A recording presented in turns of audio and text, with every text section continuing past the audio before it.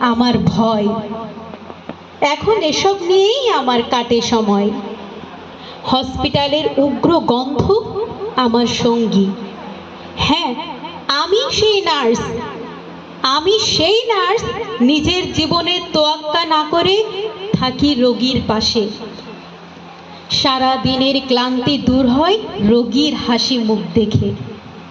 আমার শখ আহ্লাদ থাকতে পারে না।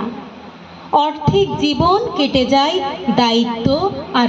মুসলমান খ্রিস্টান কোনোটাই আমার ধর্ম নয়। আমি শুধু একটাই ধর্মে লিপ্ত, সেবা ধর্ম।